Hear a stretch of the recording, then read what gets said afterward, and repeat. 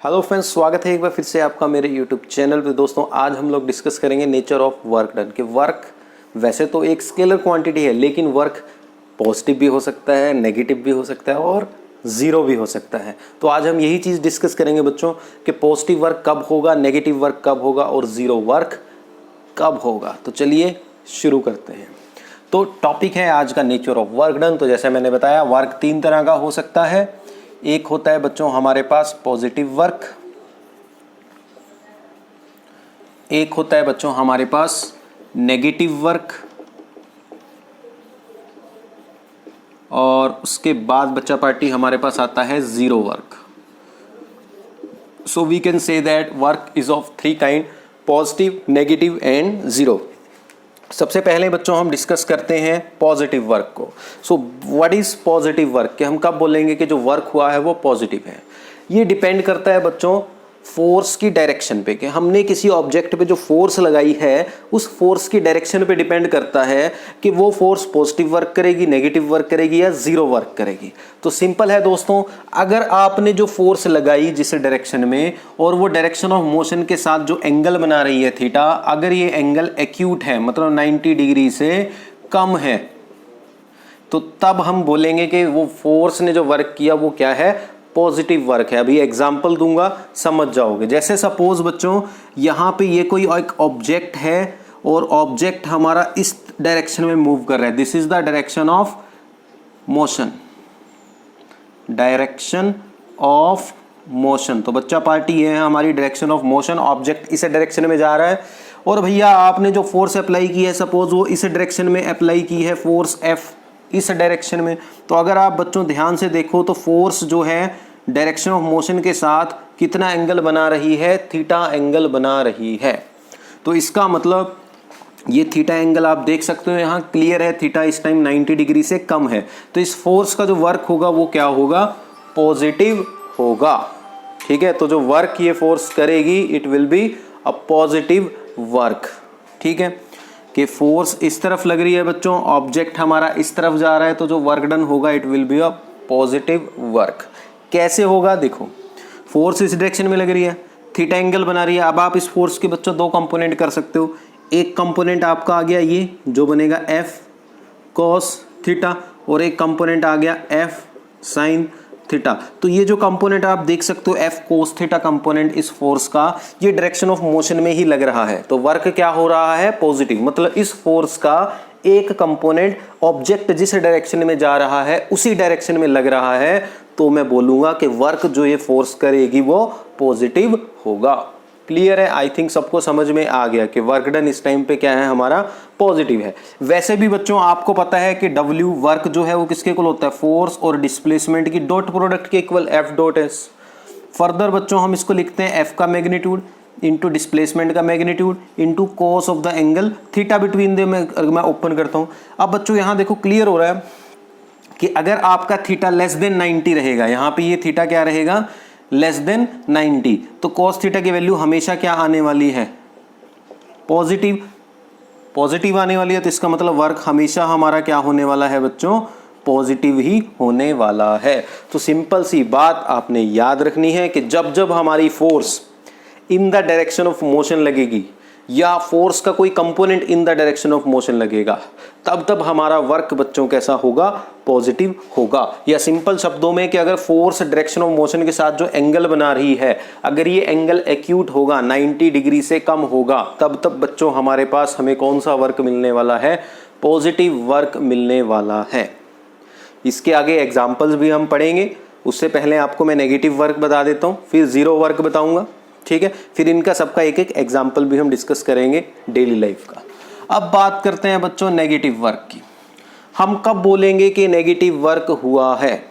अगर हम जिस डायरेक्शन में बॉडी मूव कर रही है, ठीक है ना, बॉडी जिस डायरेक्शन में मूव कर रही है और जो फोर्स है वो उससे अपोजिट डायरेक्शन में लग रही है, या फोर्स का कोई कंपोनेंट अपोजिट डायरेक्शन में लग रहा है, तब जो वर्क होगा that will be a negative work. वो वर्क बच्चों कैसा होने वाला है, नेगेटिव वर्क होने वाला है। जैसे कि आपको बता देता हूं कि सपोज बच्चों ये कोई ऑब्जेक्ट है और ऑब्जेक्ट जो है हमारा वो इस तरफ जाना चाहता है। This is the direction of motion of the object, direction of motion of the object. लेकिन भैया इस पे मैं जो फोर्स लगा रहा हूं वो फोर्स लग रही है इस डायरेक्शन में, तो भैया फोर्स तो लग रही है इस डायरेक्शन में। तो अब अगर आप ध्यान से देखो तो फोर्स जो है इस टाइम जो एंगल बना रही है that is theta which is greater than 90 degree. तो एक तो आप बेटा नेगेटिव वर्क को इस तरह से भी एक्सप्लेन कर सकते हो कि work is said to be negative if that angle theta is obtuse, मतलब अगर ये एंगल क्या हो 90 डिग्री से ज़्यादा हो, मतलब जिस डायरेक्शन में बॉडी मूव कर रही है हमारी जो फोर्स है वो जो एंगल बनाएगी उस डायरेक्शन के साथ अगर वो 90 डिग्री से ज़्यादा आता है तो वर्क ऑब्वियस सी बात है नेगेटिव आने वाला है। कैसे आएगा नेगेटिव? क्योंकि बच्चों यहाँ पे ये फोर्स इसके मोशन को अपोज करेगी।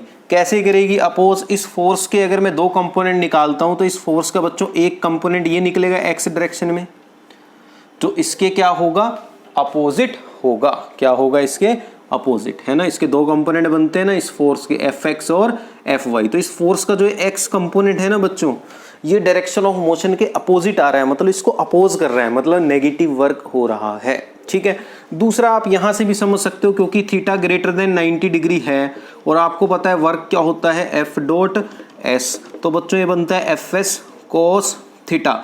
अब आपको पता है कि जो कोस थीटा की वैल्यू है वो हमेशा नेगेटिव होगी if theta is greater than 90 degree. अगर आप थीटा एंगल 90 से ज्यादा लेते हो तो कोस की वैल्यू हमेशा नेगेटिव ही आएगी, तो automatically work cos theta negative हो जाने से हमारा वर्क भी हमेशा बच्चों क्या आएगा नेगेटिव आएगा। तो आपने सिंपल सी सरल भाषा में याद रखना है कि वर्क नेगेटिव कब होगा?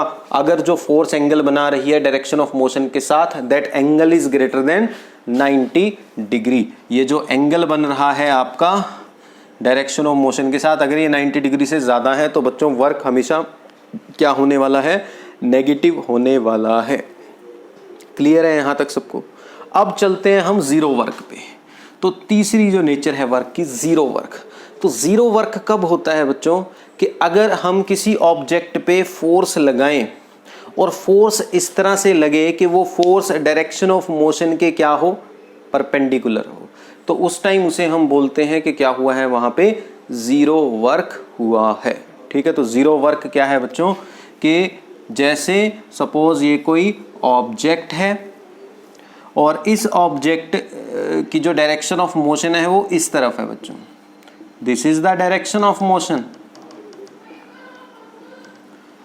और अगर फोर्स ऐसे लग रही हो ऊपर की तरफ कि जो थीटा एंगल है दैट कम्स 90 डिग्री, कि अगर फोर्स ऐसे लगे कि वो डायरेक्शन ऑफ मोशन के क्या हो जाए परपेंडिकुलर हो जाए, तो बच्चों उस टाइम पे वर्क डन कैसा होगा जीरो होगा।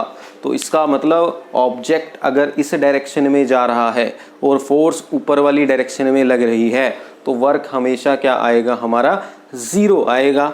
क्यों आएगा जीरो? देखो क्योंकि इस फोर्स का इस डायरेक्शन में कोई कंपोनेंट नहीं होगा, क्योंकि अगर आप इस फोर्स का एक्स कंपोनेंट निकालते हो तो वो बनता है एफ कोस थीटा, मतलब एफ कोस 90। कोस 90 बच्चों क्या होता है जीरो। तो इसका मतलब इस फोर्स का इस डायरेक्शन में कोई कंपोनेंट नहीं है एक्स डायरेक्शन में। तो इसका मतलब अगर ऑब्जेक्ट इस तरफ जा रहा है तो इस फोर्स से इस ऑब्जेक्ट को इधर जाने में कोई हेल्प नहीं लग रही। जब भैया हेल्प ही नहीं लग रही तो वर्क क्या होने वाला है जीरो होने वाला है। क्या होने वाला है जीरो। तो इस केस में बच्चा वर्क क्या होगा हमारा जीरो ही होगा क्योंकि थीटा 90 डिग्री है। तो यहां से अगर आप इसको देखो तो वर्क डन इस केस में जीरो ही आने वाला है, क्योंकि अगर आप उस तरीके से भी देखोगे वर्क क्या होता है फोर्स इंटू डिस्प्लेसमेंट, इसकी डॉट प्रोडक्ट एफ और एस की, तो ये बनता है एफ एस कोस थीटा। अब थीटा कितना है 90 डिग्री, तो एफ एस कोस 90। कोस 90 भैया जीरो होता है तो जीरो इंटू समथिंग जीरो, तो वर्क क्या आ गया आपका जीरो आ गया, है ना। वर्क क्या आ गया आपका जीरो। तो इसका मतलब बच्चों अगर मैं किसी भी ऑब्जेक्ट पे फोर्स लगाता हूं जो मूव कर रहा है और वो फोर्स परपेंडिकुलर लग रही है तो उस फोर्स का जो वर्क डन होने वाला है दैट इज जीरो। या वर्क डन 0 एक और केस है जिसमें हो सकता है कि अगर आप किसी ऑब्जेक्ट पे फोर्स तो लगाओ लेकिन वो मूव ही ना करे, डिस्प्लेसमेंट क्या हो 0, तब हमारी क्या होगी वर्क डन, तब भी 0 होगी। या आप फोर्स ही ना लगाओ किसी चीज पे, तब भी वर्क डन आपको क्या मिलेगा, 0 मिलेगा ना। तो वर्क डन 0 तीन तरीके से हो सकता है कि अगर आप फोर्स लगा रहे हो लेकिन वो फोर्स डायरेक्शन ऑफ मोशन की कैसे लग रही है, परपेंडिकुलर, तो वर्क 0 होगा। या आप फोर्स ही नहीं लगा रहे तो भैया वर्क तो फिर तो 0 होना ही है जब आप फोर्स ही नहीं लगा रहे। या क्या हो सकता है कि आप फोर्स तो लगा रहे हो लेकिन ऑब्जेक्ट मूव ही नहीं कर रहा, तब भी आपका वर्क क्या है, 0 है। तो ये तो मैंने आपको एक्सप्लेन किया पॉजिटिव वर्क, नेगेटिव वर्क और उसके बाद 0 वर्क। अब मैं आपको इनके एग्जाम्पल्स बताऊंगा, पॉजिटिव वर्क का एग्जाम्पल, फिर नेगेटिव वर्क का एग्जाम्पल, फिर 0 वर्क का एग्जाम्पल। तो एग्जाम्पल्स अब मैं आप लोगों को जो है बताने वाला हूं।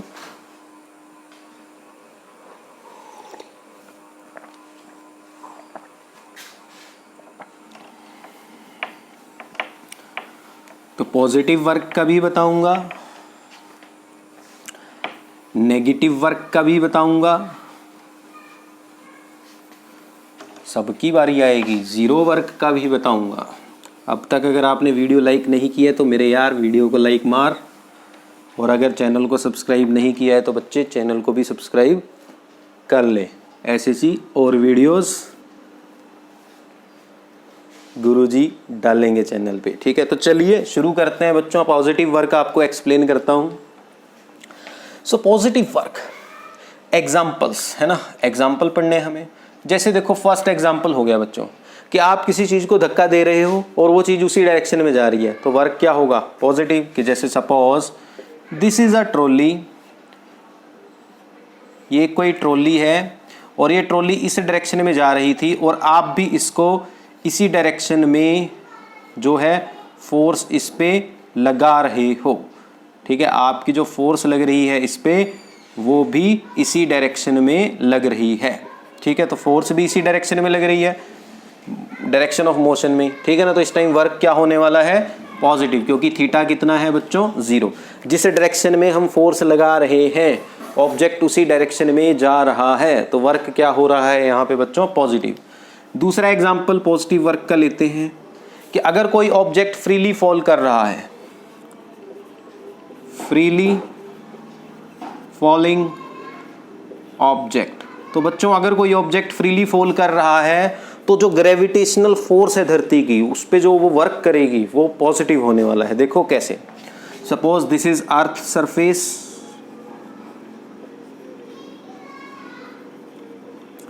और ये कोई ऑब्जेक्ट है बच्चों, ये कोई बॉल है सपोज जो धरती की तरफ आ रही है, तो डायरेक्शन ऑफ मोशन क्या है बच्चों, नीचे की तरफ। डायरेक्शन ऑफ मोशन कहाँ पे है बच्चों, नीचे की तरफ, बॉल नीचे गिर रही है और ग्रेविटी, जो ग्रेविटेशनल फोर्स लग रही है वो भी नीचे ही लग रही है, ग्रेविटेशनल फोर्स। धरती इसको अपनी तरफ खींच रही है। आपने पढ़ा है 9th क्लास में, जब भी कोई चीज़ किसी को अपनी तरफ खींचती है, मतलब धरती जो है हर चीज़ को अपनी तरफ खींचती है, और वो किस फोर्स से खींचती है, ग्रेविटेशनल फोर्स से। तो धरती जो है वो इस ऑब्जेक्ट को जो है एफ फोर्स से अपनी तरफ नीचे खींच रही है। तो जिस डायरेक्शन में हमारा ऑब्जेक्ट मूव कर रहा है उसी डायरेक्शन में उस पर फोर्स लग रही है, तो इसका मतलब ग्रेविटेशनल फोर्स का जो वर्क होने वाला है बच्चों वो क्या होने वाला है, हमारे पास पॉजिटिव होने वाला है। क्लियर है। अब बात करते हैं नेक्स्ट कंसेप्ट, थर्ड। इसके बाद आते हैं बच्चों हम नेक्स्ट एग्जाम्पल पे। थर्ड एग्जाम्पल आपको देता हूं, पॉजिटिव वर्क का ही एग्जाम्पल आपको मैं बताने वाला हूं। पॉजिटिव वर्क का और क्या एग्जाम्पल आ जाता है बच्चे, कि अगर आप किसी स्प्रिंग को स्ट्रेच कर रहे हो, क्या कर रहे हो बच्चे, किसी स्प्रिंग को स्ट्रेच कर रहे हो, जैसे कि ये कोई स्प्रिंग था, आप इस स्प्रिंग को स्ट्रेच कर रहे हो, एफ फोर्स लगा के इस तरफ खींच रहे हो, तो ये जो स्ट्रेचिंग फोर्स है ये भी इस तरफ लग रही है, और जो इसकी डिस्प्लेसमेंट है स्प्रिंग की, जो स्प्रिंग मूव कर रहा है वो भी इसी डायरेक्शन में मूव कर रहा है। तो स्ट्रेचिंग फोर्स का जो वर्क होगा यहाँ पे बच्चों, कौन सी फोर्स का वर्क, स्ट्रेचिंग फोर्स का जो वर्क होगा स्प्रिंग के ऊपर, वो भी क्या होने वाला है, पॉजिटिव होने वाला है। कि आप किसी स्प्रिंग को खींचते हो, जिस तरफ आप फोर्स लगाओगे स्प्रिंग उसी तरफ खींचेगा, तो फोर्स जो स्ट्रेचिंग फोर्स है जो आप लगा रहे हो उसका वर्क भी बच्चों क्या आएगा, पॉजिटिव आएगा। तो इस तरह से बहुत से एग्जांपल आप डेली लाइफ में देख सकते हो पॉजिटिव वर्क की। ऐसे ही अब हम डिस्कस करेंगे नेगेटिव वर्क का। तो पहला एग्जांपल तो बच्चों नेगेटिव वर्क का हो गया फ्रिक्शनल फोर्स, ठीक है ना, work done by friction, work done by friction. तो बच्चों फ्रिक्शनल फोर्स जो है हमारी वो जब भी वर्क करेगी वो नेगेटिव ही होगा, ठीक है। कैसे?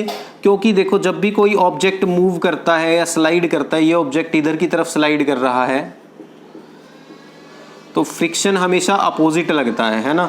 तो थीटा इस केस में कितना है 180 डिग्री, जो कि 90 डिग्री से ज़्यादा है, तो वर्क क्या होगा नेगेटिव। वैसे भी फ्रिक्शनल फोर्स क्या करती है, मोशन को अपोज, तो इसका मतलब फ्रिक्शनल फोर्स का वर्क हमेशा क्या आएगा बच्चों, नेगेटिव आएगा, क्योंकि जिस डायरेक्शन में वो ऑब्जेक्ट जा रहा है फ्रिक्शन हमेशा उससे अपोजिट ही लगेगा। तो इसी तरह से आप कह सकते हो कि जो ब्रेक्स जो होती हैं किसी भी गाड़ी में जब ब्रेक्स लगती हैं तो वो भी कैसा वर्क करती हैं बेटा, नेगेटिव वर्क करती हैं। अब तीसरा एग्जांपल मैं नेगेटिव वर्क का दूंगा ग्रेविटेशनल फोर्स के केस में ही। अगर कोई ऑब्जेक्ट बच्चे ऊपर की तरफ जा रहा है, जैसे कोई बॉल है ये मैंने ऊपर की तरफ फेंकी, तो इसके डायरेक्शन ऑफ मोशन ऊपर है, डायरेक्शन ऑफ मोशन कहाँ है, ऊपर, बॉल ऊपर जाना चाहती है,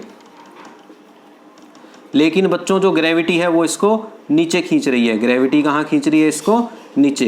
तो यहाँ पे ग्रेविटेशनल फोर्स या बोलो धरती की ग्रेविटी का जो वर्क होगा वो क्या आएगा, नेगेटिव आएगा, क्योंकि बच्चों अपोजिट डायरेक्शन में लग रही है फोर्स, उसको रोक रही है ऊपर जाने से। कोई भी चीज़ को आप ऊपर जो फेंकते हो तो वो स्लो होती जाती है जैसे जैसे ऊपर जाती है, क्यों, क्योंकि धरती उसको नीचे खींच रही है, तो ये वर्क क्या होगा, नेगेटिव होगा। अब चलते हैं बच्चों जीरो वर्क पे। जीरो वर्क का एग्जाम्पल क्या हो गया भैया, कि जैसे कि work done bye centripetal force, work done bye centripetal force. तो जो बच्चों वर्क है work done bye centripetal force, ये भी क्या होता है, नेगेटिव, मतलब जीरो होता है। क्यों? सेंट्रीपिटल फोर्स, आपको पता है सेंट्रीपिटल फोर्स क्या होते हैं, जिस फोर्स की वजह से कोई चीज़ सर्कल में घूमती है।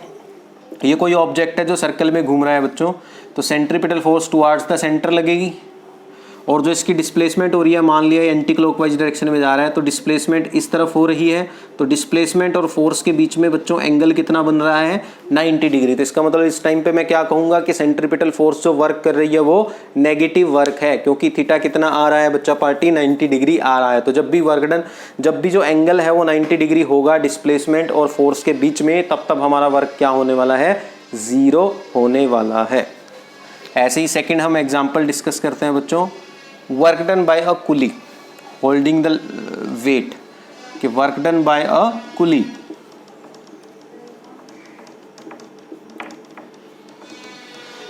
मान लिया बेटा सपोज कोई कुली है जो सामान लेके जा रहा है, ये हमारे कुली भाई साहब हैं,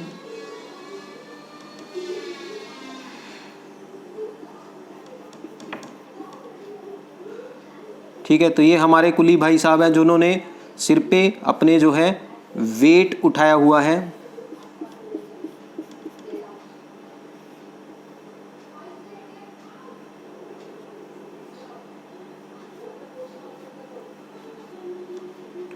और जो कुली भाई साहब हैं वो इस तरफ जा रहे हैं, this is the direction of motion, ठीक है।